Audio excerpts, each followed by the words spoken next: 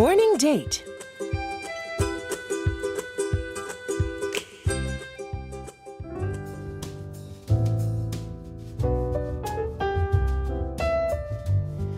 With a distinguished career spanning over 3 decades, Ambassador Aingeal O'Donoghue paved the road by becoming the first female ambassador in Korea, representing a country known to be the gateway to Europe, a true pot of gold at the end of the rainbow.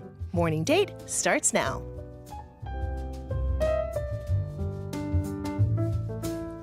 Welcome to another edition of Morning Date, a segment where we get to sit down and chat with outstanding figures from all fields and walks of life.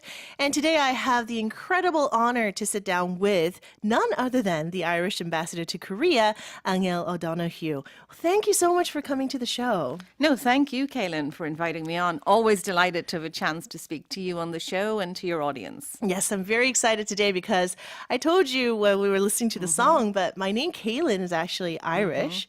And I was born on St. Patrick's Day, which is one of the biggest holidays in Ireland, right? Absolutely. It's our national day, but it's celebrated around the world. And even here in Korea now, there's a huge Patrick's Day festival with Irish and Korean people doing Irish singing, dancing, maybe even a little drinking Guinness beer, but having a lot of fun. That's correct. Okay, so we're going to be talking about Ireland with our ambassador today. But before we get started with the interview, let's give our listeners a quiz. What is the capital of Ireland? Is it number 1, Cairo, number 2, Dublin, or number 3, Toronto? So what is the capital of Ireland? Is it number 1, Cairo, number 2, Dublin, or number 3, Toronto? If you know the answer, use our bandi KakaoTalk Plus for free or text to pound 1045.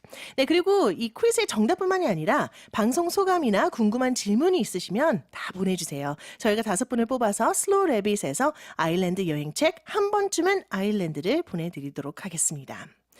Well, I hear this is not your first time coming to the show. How has life changed for you since then? Well, I think it's just more time in Korea, getting to know the country better, and actually really getting a chance to begin to know some Korean people and make some real Korean friends while we're here. Yeah, so you've been here for about 5 years? Just coming on 5 years, yeah. So that's our usual assignment is 4 to 5 years. So, I think you need at least 4 years. You need a lifetime in Korea, but at least 4 years to begin to get to know the country. Yeah. So have you traveled a lot? Yeah, I mean, I think, Seoul is so big, you do end up spending a lot of time here. But yeah, we've traveled quite a bit between work and personal travel.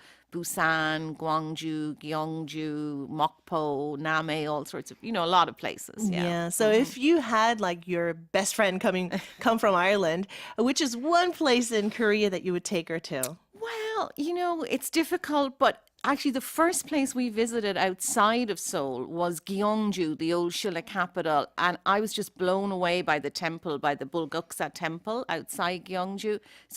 And it was so peaceful and so meaningful and helped me begin to understand aspects of Korea that it's somewhere where I try and send everybody. Yeah. So did you do all the touristy stuff like trying on the hanbok and taking pictures? No, I haven't tried on the hanbok, I have to say, but lots of pictures. Yeah, okay. Lots of pictures. Well, maybe one of your Korean friends will give you a present of a hanbok before you leave. Yeah, maybe. Yeah. And I do love the colors in the hanbok. I think the combinations of colors that you see are so beautiful and very different from what I would see in Ireland. So yeah, that is true. a lovely aspect. Yeah. And it complements any body type, actually. Yeah, the hanbok is great for women to cover up, I should say. Well, then conversely, talking about traveling, Ireland is one of the, the top countries that a lot of Koreans want to go and visit. So it's on my bucket list as well. What are some top destinations that maybe you would like to recommend? Maybe like an insider's kind of, secret to traveling in Ireland. Okay, well, a bit of both. I mean, I don't think, I think everybody should go to Dublin, which is our capital city, because it's just got so much. It's got so much history. It's got so much culture, the strong literary traditions, lots of great pubs, a lot of fun things to do. But maybe then on the more insides track, my own hometown of Kinsale, which is a very beautiful historic town on the south coast of Ireland. I would recommend anyone to go there, not just because I'm from there, but it is very beautiful and has a lot of history. Is that the place that we're seeing on the radio right now? Yeah, The that's Point in right. Radio? Yeah, yeah. It's beautiful and very colorful. Yeah, when I was growing up, there it is there, Kinsale, a lot of small Irish towns were actually quite grey. But now, in the last 15, 20 years, there's been a real profusion of colourful, making them more colourful. We have quite a mild and fairly wet climate, so flowers everywhere. So greenery and flowers and brightly painted houses. So very charming villages. And the great thing about Kinsale as well is it's the starting point for something called the Wild Atlantic Way, which is this superb route along the west coast of Ireland, taking in really so many beautiful spots, including on your map here, you have the Ring of Kerry. So lots to do from there. Wow, I really have to visit now. Seeing these photos and getting these recommendations by you, I think I would definitely go to Kinsale now that you said it. Well, and it's very close to Cork, which is the second city, close to an airport, and as I say, the starting point for a great route. And then maybe one other place, which maybe a lot of your listeners might have seen but not realised it was in Ireland. Right at the end of the last Star Wars movie, The Force Awakens, the scene with the Jedi hideaway and Luke Skywalker is actually filmed on an island off the coast of Ireland called Skellig Michael. Extraordinary craggy rock, which was an old monastery, and now is world famous from the Star Wars movie. Yes, I recognize it. Yeah. Well, now there's going to be so many people going there, You right? do have to plan. It's very small. It's very ancient. So there are only limited numbers allowed. But you can visit in the summer, but you do have to plan it. But it's truly tremendous. All right, we will. Now moving on to maybe food. Okay. What's your favorite Korean food? Well, there's lots, of course, and who wouldn't love the Korean barbecue? But probably my favorite is the samgyetang, the ginseng chicken soup. I think it's really flavoursome, but really sort of soothing at the same time. So I enjoy that. And we always bring all our visitors to the Gwangjang market to have some pancake. Yeah. Oh, chons are so good there, right? Yeah, really good. Yeah. Yes. Do you cook any Korean food? I don't. Well, maybe just I've dabbled a little bit, but not really. It's probably there's a lot of ingredients that I wouldn't be very familiar with. So I'm afraid we eat out a lot. But I think once you get used to those ingredients, you can cook any kind of Korean food. So yeah, no, and I have bought a few cookbooks, and Korean food is getting more and more popular in Ireland. We have a number of Korean restaurants, and actually there is an Irish chef who has now written a Korean cookbook to introduce Irish people to Korean food. He's married to a Korean woman. So wow, that's awesome. Yeah, it is. It's a beautiful cookbook too. Yeah. Then talking about food, what about Irish dishes? Well, we're an island, so we're surrounded by beautiful clean water. And so I think our fish and shellfish are outstanding and my favourite, and particularly Irish salmon, which you can also buy here in Korea, and Irish smoked salmon are probably two of our best and most traditional dishes. Salmon. Yeah. Always good for you. Yeah. And then we also have we have a huge, we're an agricultural country, a lot of cows. We have beautiful cheese, beautiful cream, beautiful dairy products. So lots to tempt you. I'm already tempted. Okay, well, you've been here for 5 years, you said, right? Well, on your 5th year right now. You've probably adopted some Korean customs, I'm guessing. Yeah, now that's an interesting one. The one that stands out, actually, I don't know if you'd call it a Korean custom or not, is, Korea is the most punctual country I've ever been in. And so since I've come here, I've become super punctual. And Irish people are, they're not bad, but 5-10 minutes is perfectly acceptable. Whereas now when I'm back home, I'm sitting there waiting for the meeting to start and going, why are these people late? But actually I'm now in the real Korean way. I'm maybe 5 minutes early. So I'm planning to keep it up though when I go home. I think it's a good custom. Yeah. So you got used to the pali culture of Korea. Yeah. Yes. Well, going back to the topic of eating, maybe, these days, eating is a huge aspect in culture for, I guess, all countries and all nations and all cultures, right? But things have, changed here in Korea. I heard that, Irish eating habits and ways and Korean ways are very, very similar, right? But things have changed in Korea how, a lot of us, we've been so indulged in our smartphones, that we're on our smartphones every day, even at the meal table, right? So what do you do to maybe prevent that? Do you have any tips? Well, I mean, it's interesting what you say. I agree. I mean, I think the meal was a very important part for Irish family life as well. And I grew up in a very traditional household. So my mother cooked every single day, baked bread, made desserts. And, you know, we have carried it on with our daughter. A few differences. First of all, both my husband and I cook. And secondly, we cook a lot of different dishes, not just Irish dishes. But it is a challenge. We don't have smartphones or other devices at the table. But I see my daughter, she has a lot of different ways of trying to get around this. So if we're having a discussion or a debate where we're not all agreeing on something, she goes, "Oh, I could look that up for you," you know. So she's trying to make it sound like this is going to help now here. But no, we try and preserve that time because we're all so busy. And there's so much coming at us that even that 45 minutes together, I think, around the dinner table is really important. And it is, you know, some evenings we have great chats, some evenings not so, you know, we're kind of all tired. But if you do it regularly, I think it's really super for the family. Okay, so something we should all keep in mind, right? Because that's pretty much the only time that you actually get to have a conversation with your family members. Well, I think, you know, hopefully there are plenty of other times, but if you have that as a fairly regular slot in your life, I think it's really important. And in Ireland, there used to be a saying, the family that prays together stays together. But I think nowadays I've heard people say the family that eats together stays together. So Very true. hopefully. Yeah, you know, Ireland is the background also for the movie Once. You mentioned Star Wars, but I think the most famous movie is probably Once. Yeah.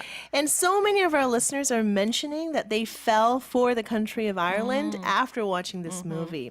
You watched it yourself too, I'm guessing? Yeah, of course. And also, since I came here, I saw the stage show in Korean when it was on here.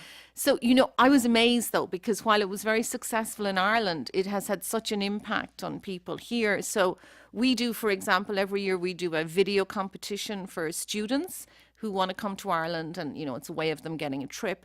And so often Once features in that.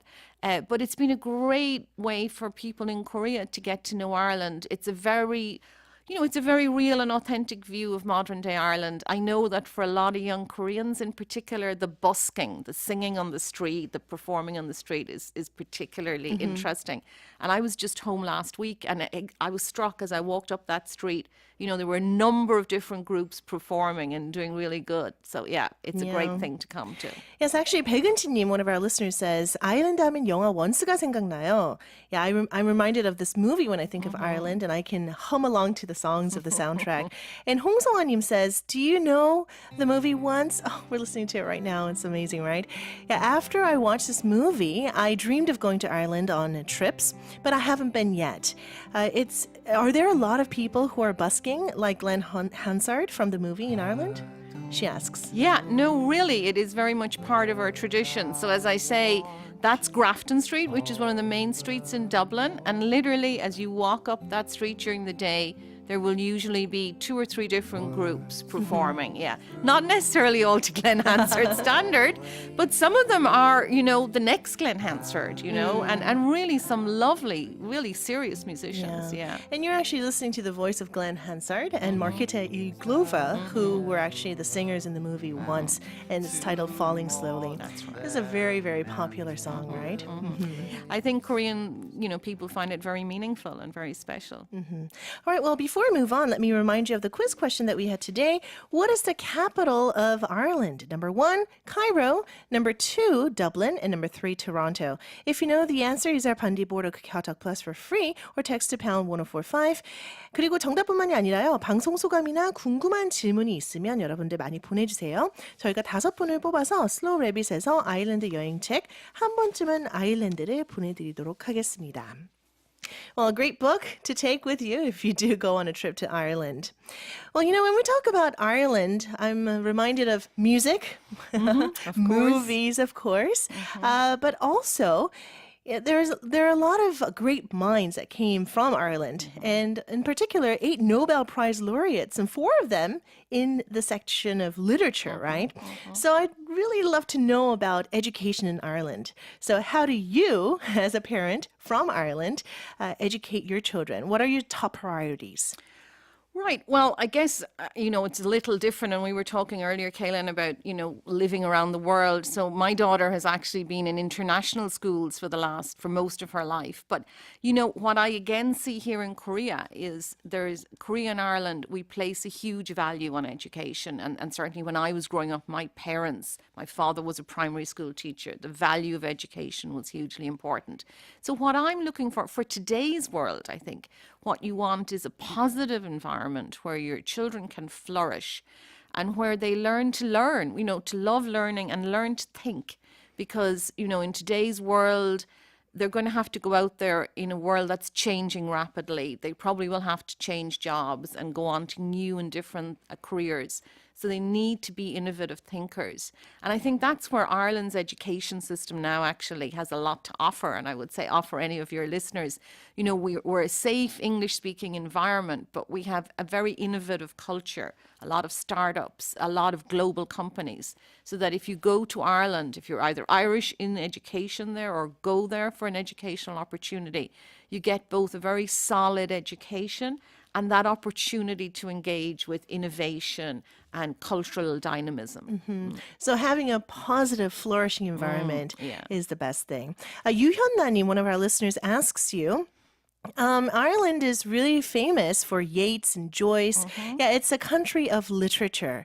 So if there's a novel by an Irish writer that you could recommend, that would be awesome. Okay, wow, so many, because, we are very famous for Yeats and Joyce and Beckett and Heaney, but there's a fantastic new generation of Irish writers coming up. And so one I would recommend to you all, and it was made into a movie as well, is called Brooklyn by Colm Tóibín. It was made into a movie about 2 years ago with Saoirse Ronan, and it's the story of a young Irish woman who emigrates to America and her struggles to transition from one culture to the other and to find a real home. And it's a very beautiful book, and I would recommend it to anyone. Yeah, actually, I watched the movie and I loved it. And I didn't know it was based on the book. So, yeah, it's always great to find these hidden books, right? And actually, that book has been translated into Korean as Oh, well. it has? Yeah, so Brooklyn, because she emigrates to New York, so she's staying in the neighborhood of Brooklyn. But it's very evocative both of Ireland and of the United States. Yeah. Another question, actually, from our listener, Jim Kongnim says, in Korea, people drink mixed coffee after a meal. Do Irish people really drink Irish coffee after a meal? And what is the right way of drinking it? Okay, no, we don't really. It is a special treat. And it's maybe in the middle of winter you might have it or something like that. But yeah, Irish coffee is coffee and sugar and whiskey. And you mix those together, you stir them vigorously. And then on top of that, you put some whipped cream. Now, I have to say the whipped cream in Ireland tends to be kind of a little stronger or thicker than here. And that makes it easier to get your cream to balance. But it's more of a special treat. All right. Well, we don't have that much time, but before you go, I have one last critical question for you. It's a common question in Korea that aims at asking a person about the significance of his or her dreams, passion, etc.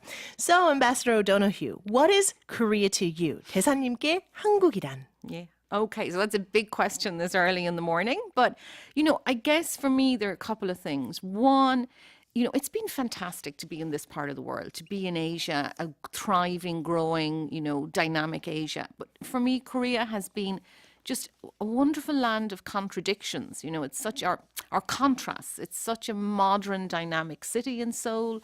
And yet underneath that, such a deep culture, traditions of Confucianism and family. It's also been a place where my family and I have been very happy for the last 4 years.